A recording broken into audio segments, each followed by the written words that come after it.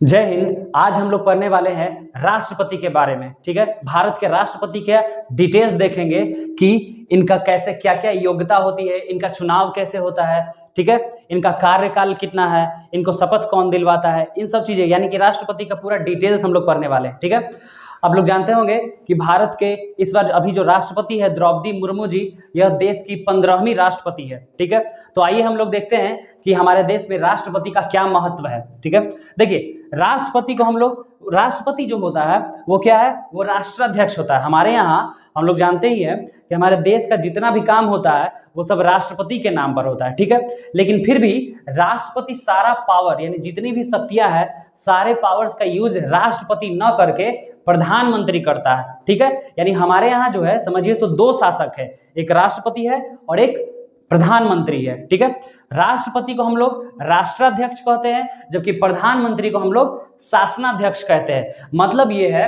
कि हमारा राष्ट्रपति जो है वो देश का हेड है, हेड ऑफ द नेशन यानी राष्ट्राध्यक्ष है, और प्रधानमंत्री जो है वो शासनाध्यक्ष है ना, यानी हेड ऑफ द गवर्नमेंट, यानी सरकार का हेड प्रधानमंत्री और देश का हेड राष्ट्रपति होता है। ठीक है, तो हमारे देश में जो भी काम होता है वो राष्ट्रपति के नाम पर होता है, इसलिए हम लोग उसे राष्ट्रपति को नाम मात्र का प्रधान भी कहते हैं।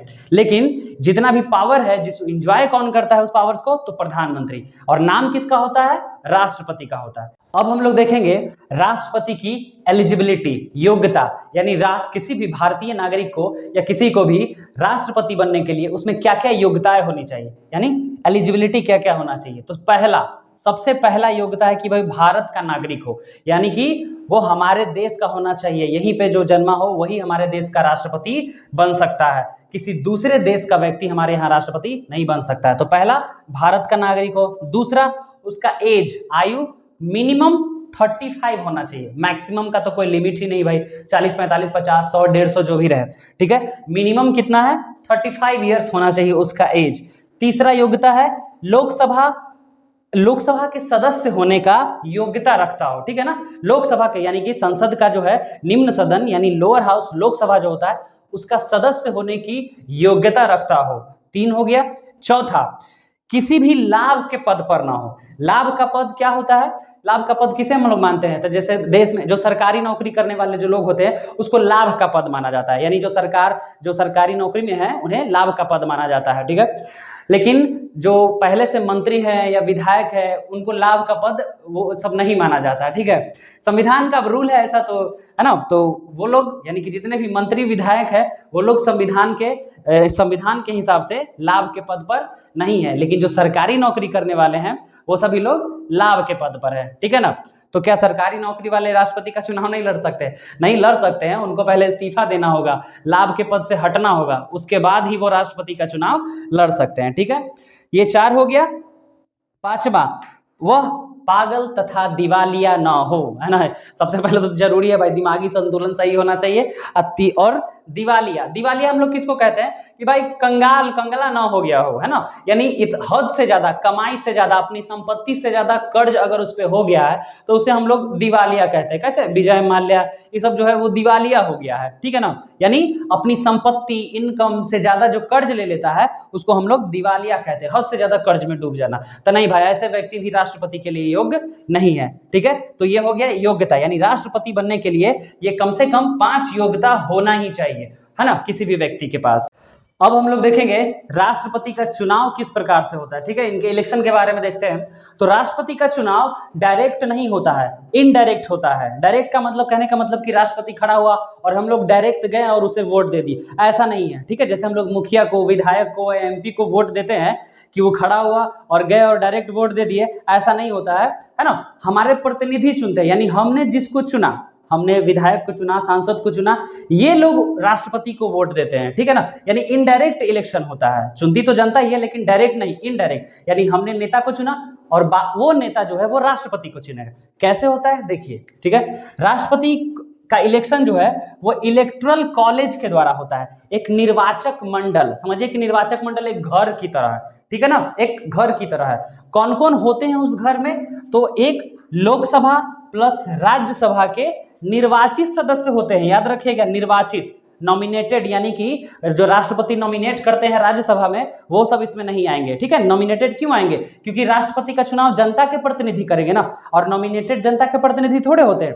इसलिए याद रखिएगा, निर्वाचक मंडल में कौन होते हैं? तो पहला लोकसभा प्लस राज्यसभा के निर्वाचित सदस्य, elected members of Lok Sabha and Rajya Sabha. दूसरा सभी राज्यों के, ठीक है, सभी राज्यों के, प्लस में केंद्र शासित प्रदेश भी आते हैं, ठीक है ना, प्लस में दिल्ली, ये सब यूनियन टेरिटरी जो है वो भी है। तो सभी राज्यों के जहां जहां विधानसभा है उनके भी, उनके निर्वाचित सदस्य, ठीक है, यानी यूनियन टेरिटरी के विधानसभा प्लस सभी राज्यों के विधानसभा के निर्वाचित सदस्य, ठीक है ना, इलेक्टेड मेंबर्स।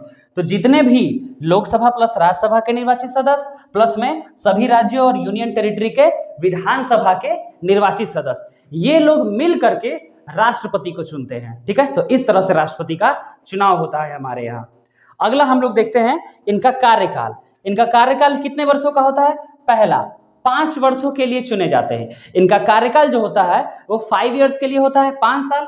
तो उससे पहले क्या ये हट सकते हैं, है ना? तो नहीं भाई, उससे पहले जो है कैसे हट सकते हैं? तो या तो उनकी मृत्यु हो जाए पद पे रहते हुए, मान लीजिए कोई राष्ट्रपति बना और साल भर 2 साल रहने के बाद उनकी पद पे ही मृत्यु हो गई, ऑन पोस्ट पे है, 5 साल पूरा होने से पहले मृत्यु हो गए, तो पोस्ट खाली हो जाएगा। तो कौन आएगा उनके पोस्ट पे उस समय? तो उस समय उनके पोस्ट पे उपराष्ट्रपति आता है। वाइस प्रेसिडेंट जो है, यानी राष्ट्रपति की अचानक अगर मृत्यु हो गई तो उपराष्ट्रपति आएंगे। तो क्या उपराष्ट्रपति हमेशा के लिए बन जाएंगे राष्ट्रपति? नहीं, उपराष्ट्रपति राष्ट्रपति नहीं बनेंगे, वो बस उनके कार्य को संभालेंगे, उनके ऑफिस को, यानी ऑफिस में जितना भी काम होगा वो उपराष्ट्रपति संभालें। उपराष्ट्रपति का काम ही यही है कि अगर राष्ट्रपति को अचानक कुछ हो गया, तबीयत खराब है, एब्सेंट है, कुछ भी है, तो उपराष्ट्रपति काम करेगा। अगर राष्ट्रपति एब्सेंट है तो उपराष्ट्रपति काम करेगा, ठीक है। तो इनकी मृत्यु हो गई तो उपराष्ट्रपति आएंगे, लेकिन कितने दिनों तक? 6 महीने, 6 महीने से ज्यादा नहीं, ठीक है ना। उसके बाद फिर से नए राष्ट्रपति का देश में चुनाव करवा लिया जाएगा। तो चलिए, यानी या तो 5 साल पूरा करेंगे या इससे पहले उनकी मृत्यु हो गई तो उनका पोस्ट खाली हो जाएगा। तीसरा त्याग पत्र, पोस्ट पे रहते हुए रिजाइन दे दिए, यानी कि उनको लगा कि नहीं भाई हम यहाँ अच्छा शासन करने वाले, हम नहीं रूल करेंगे, यहाँ पे रिजाइन देंगे, लेटर देंगे, अपना कहानी खत्म, ठीक है, अपना त्याग पत्र दे देंगे और हट जाएंगे। चौथा, इनको महाभियोग से हटाया जा सकता है, ठीक है। महाभियोग, महाभियोग एक प्रक्रिया है, ठीक है, उस प्रक्रिया से राष्ट्रपति को हम लोग हटा सकते हैं। तो राष्ट्रपति, महाभियोग की प्रक्रिया कहाँ आती है? तो महाभियोग की प्रक्रिया जो है वो सिर्फ और सिर्फ संसद में ही आती है। संसद में जैसे कानून बनता है ना, महाभियोग की प्रक्रिया भी वैसे ही होती है। कोई आएगा, पहले प्रस्ताव आता है, विधेयक कैसे आता है, विधेयक बन गया फिर कानून बन गया, तो सेम वैसे ही है। पहले महाभियोग का पहले प्रोसेस आता है, कम से कम 2/3 बहुमत से लोकसभा से पास होगा, फिर वो राज्यसभा में जाएगा, वहां 2/3 बहुमत से पास होगा, फिर सुप्रीम कोर्ट उस मैटर का जांच करवाएगा कि भाई आप राष्ट्रपति को क्यों हटा रहे हैं, हटाने का रीजन अगर सही है ना, तभी राष्ट्रपति का महाभियोग का प्रक्रिया पूरा समझा जाएगा। और अगर महाभियोग का प्रक्रिया पूरा हो गया तो राष्ट्रपति को अपने पद से रिजाइन देना पड़ता है, ठीक है, यानी त्यागपत्र देना पड़ता है, यानी कि ये होगा जबरदस्ती हटा देना। एक तो हुआ 5 साल पूरा होगा, तो दूसरा मृत्यु, तीसरा बीच में ही जानबूझ के वो खुद हट जाए, या चौथा संसद उसे हटा दे महाभियोग की प्रक्रिया लगा के, ठीक है। अब हम लोग देखते हैं कि राष्ट्रपति के चुनाव के बाद उनको शपथ कौन दिलवाता है उनके पद की, ठीक है। तो शपथ ग्रहण, तो उनको शपथ दिलाता है सुप्रीम कोर्ट का मुख्य न्यायाधीश, यानी चीफ जस्टिस ऑफ इंडिया जो है वो राष्ट्रपति को उनके पद का, उनके पोस्ट का शपथ ओथ दिलवाता है। ओके, ठीक है, तो शपथ ग्रहण हो गया। अगला, राष्ट्रपति को कितना वेतन मिलता है जब तक वो पद पे रहते हैं, उनको कितना रुपया मिलता है? तो उनको 5 लाख रुपया प्रति महीना वेतन मिलता है, ठीक है, उनको वेतन मिलता है, प्लस में उनको भत्ता भी मिलता है, ठीक है, प्लस में उनको भत्ता दिया जाता है एक्स्ट्रा अलग से। भत्ता का मतलब क्या हुआ? भत्ता का मतलब हुआ कि अगर वो कहीं ट्रेवल करते हैं, है ना, उनका जो भी खर्च आता है एक्स्ट्रा, रेलगाड़ी में जा रहे हैं तो फर्स्ट एसी क्लास का टिकट मिलेगा, प्लेन में ट्रेवल कर रहे हैं तो अच्छे से ट्रेवल करेंगे, तो जितना भी उनका जो खर्च होगा कहीं भी आने जाने का, प्लस में उनका भोजन का, जहां वो रहते हैं, ये सारा खर्चा जो है उनको मिलता है, ठीक है। और राष्ट्रपति जब तक अपने पोस्ट पे रहते हैं, ये राष्ट्रपति भवन में रहते हैं, ठीक है ना। राष्ट्रपति भवन हमारा दिल्ली में है, सबसे बड़ा भवन है, है ना, 300 प्लस उसमें रूम्स हैं, बहुत बड़ा शानदार है। देश के राष्ट्रपति है भाई, राष्ट्रपति कोई आम आदमी तो है नहीं, भारत का प्रथम नागरिक कहा जाता है, first citizen of the Bharat, और कंट्री इज द प्रेसिडेंट, यानी राष्ट्रपति को प्रथम नागरिक कहा जाता है। तो सारी सुविधाएं तो मिलती ही है। तो भत्ता यानी सब चीज मिलने के बाद जो है इनको 5 लाख रुपया प्रति महीना वेतन के रूप में मिलता है। प्लस में इन्हें पेंशन भी दिया जाता है, ठीक है। पेंशन किसको कहते हैं? जब वो रिटायर हो जाएंगे अपने पोस्ट से, जब मतलब 5 साल पूरा हो गया तो रिटायर हो गए, है ना, तो रिटायर होने के बाद उनको 2.5 लाख रुपया वेतन भी मिलता है, यानी पेंशन के रूप में। वैसे भी पेंशन सैलरी का 50% होता है, आपका जितना सैलरी रहेगा 50% पेंशन मिलता है। अगर 10 लाख रहेगा तो 5 लाख पेंशन मिलेगा, ठीक है। कुछ विशेषाधिकार भी हैं, ऐसे तो बहुत सारी है, कुछ इंपॉर्टेंट देख लीजिए कि कुछ विशेषाधिकार राष्ट्रपति की क्या है कि नो क्रिमिनल केसेस, कोई भी क्रिमिनल केसेस नहीं की जा सकती है। केसेस 2 प्रकार के होते हैं ना, एक क्रिमिनल केस होता है, एक सिविल केस होता है, यानी फौजदारी मुकदमा और दीवानी मुकदमा। दीवानी मुकदमा यानी सिविल केस क्या हो गया, तो जिसमें संपत्ति, सामाजिक समस्या, भाई, ये सब में केस उस होता है ना, शादी विवाह, डाइवोर्स, ये जितना जो मैटर होता है वो सिविल केस में आ जाता है। लेकिन मारपीट, चोरी डकैती, मर्डर, जितना भी होता है केस, वो क्रिमिनल केस उसको हम लोग कहते हैं। तो भाई जब तक राष्ट्रपति अपने पद पर है कोई उनको कुछ नहीं कर सकता है, यानी मर्डर कर दिए, किसी को मार पीट भी दिए तो भाई कुछ नहीं, उन पर केस एक्सेप्ट ही नहीं किया जाएगा। भारत के किसी भी पुलिस स्टेशन को ये अधिकार नहीं है कि वो राष्ट्रपति पर FIR दर्ज कर दे, ठीक है। तो पहला विशेषाधिकार हो गया कि क्रिमिनल केस चलेगा ही नहीं, वो कितनों गलती करे पोस्ट पर रहते हुए, गिरफ्तार ही नहीं किया जाएगा, क्रिमिनल केस नहीं चलेगा, उनको गिरफ्तार भी नहीं किया जा सकता है। ऑन पोस्ट रहते हुए कोई भी IPS रहे, चाहे कितना बड़का ऑफिसर का रहे, है ना, राष्ट्रपति को कोई गिरफ्तार नहीं किया जा सकता है, ना केस चल सकता है, ना कोई गिरफ्तार किया जा सकता है, ना कोई भी इसको गिरफ्तार नहीं कर सकता है। प्लस में क्षमादान की शक्तियां होती है इनको। क्षमादान की शक्ति मतलब कि जो पार्डन पावर जो है वो कहाँ से मिलता है, जैसे सुप्रीम कोर्ट है, मान लीजिए सुप्रीम कोर्ट आपको सजा दे दिया, कोई 20 साल का सजा है, 15 साल का, या फांसी का सजा दे दिया, तो अगर आपका सजा माफी लायक है तो राष्ट्रपति आपको माफ कर सकता है ना। सुप्रीम कोर्ट, वैसे भी सुप्रीम कोर्ट अगर कुछ कह देता है तो भाई हम अपील नहीं कर सकते हैं, क्योंकि सर्वोच्च न्यायालय है, सुप्रीम है, ठीक है। लेकिन राष्ट्रपति को ये पावर मिला है, स्पेशल पावर है कि वो किसी भी व्यक्ति को सजा को या तो पूरा माफ कर सकता है या कम कर सकता है, तो वही पावर है इनके पास, ठीक है। क्षमादान की शक्तियां, यानी किसी को भी माफ कर सकता है।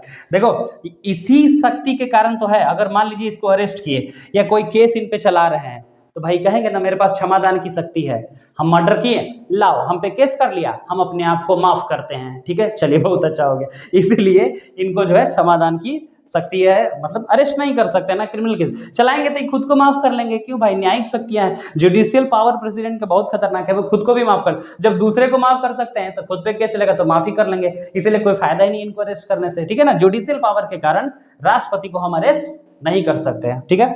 तो उम्मीद करते हैं कि आपको ये समझ में आ गया होगा, ठीक है। अब हम लोग मिलते हैं अगले वीडियो में। जय हिंद।